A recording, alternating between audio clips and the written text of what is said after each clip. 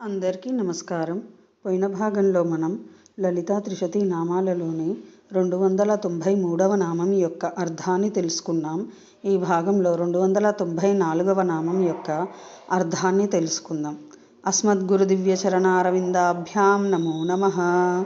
అశేషజనమోహినీం అరుణమాల్యభూషాంబరాం జపాకుసుమభాసురాం జపవిధౌ స్మరేదంబికాం.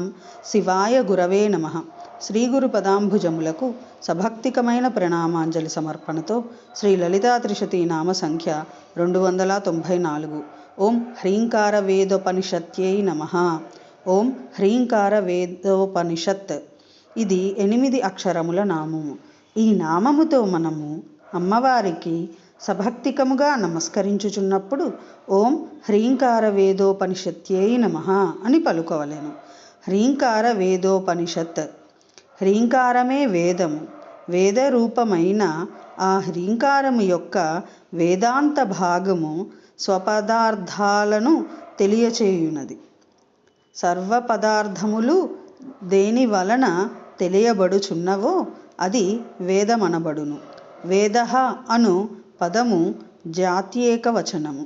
వేదము వలె అజ్ఞాత జ్ఞాపకముగాన హ్రీంకారమే వేదము.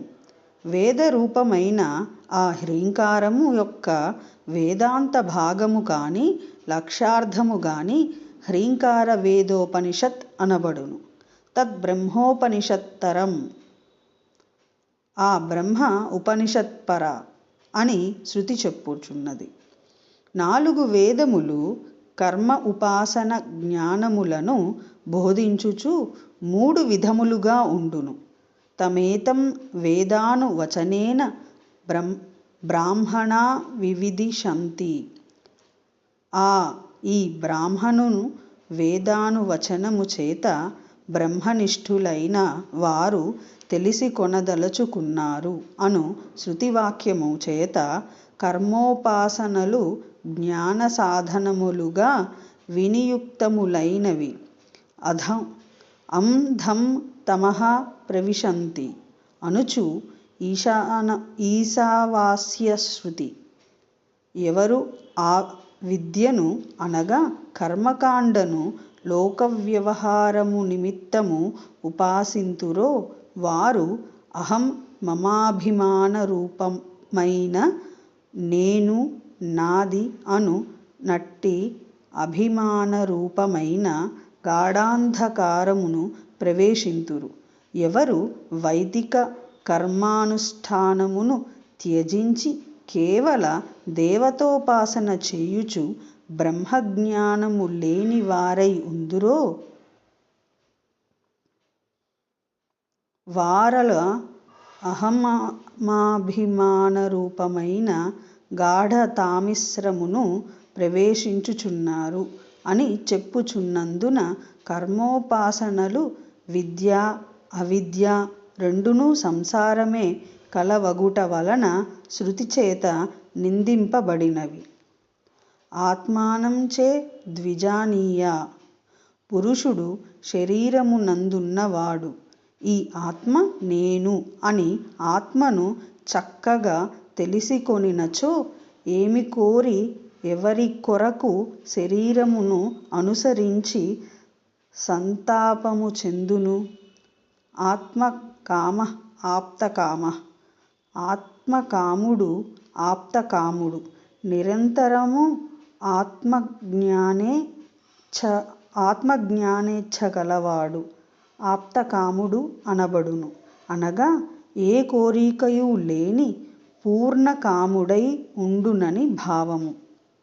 ఆ నిశ్రుతులు చెప్పుచున్నవి కావున అఖండ బ్రహ్మైకత్వరూపమైన అద్వైత జ్ఞానము కలిగించునట్టి ఉపనిషత్ శబ్ద వాచ్యమైన వేద భాగమునకు మోక్ష ఫలముగా ఫలమును ప్రతిపాదించుట వలనను లోకములో సాధనము కంటే ఫలమునకు శ్రేష్ఠత్వ ప్రసిద్ధయున్నందున మోక్ష సాధన భూతములైన కర్మోపాసనలను ప్రతిపాదించునట్టి వేద భాగము కంటే అద్వైత జ్ఞానబోధకమైన ఉపనిషత్ భాగమునకు శ్రేష్ఠత్వము చెప్పనగును.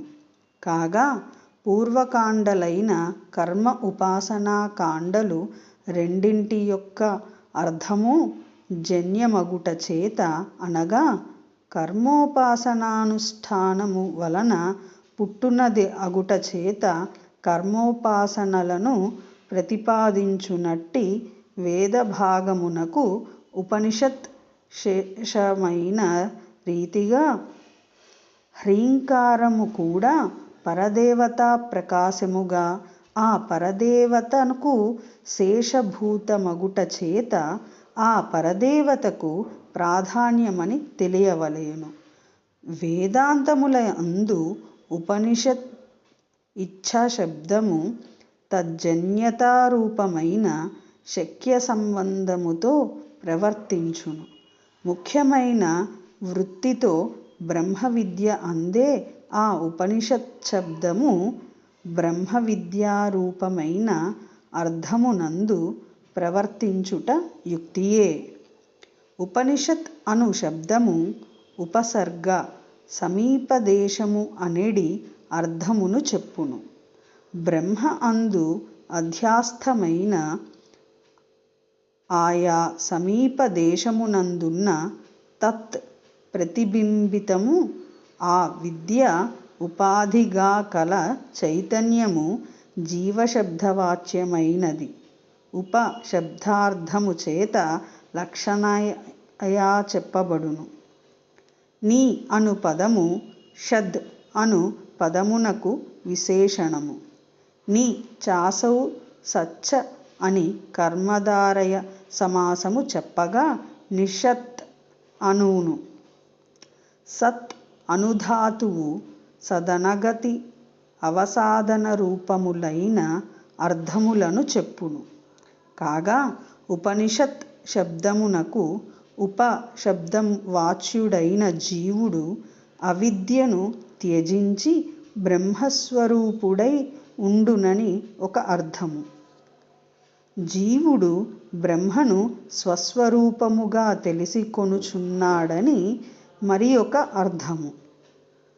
జీవుడు బ్రహ్మస్వరూపుడుగా అవసానమునందు వచ్చియున్నాడని మూడవ అర్థము.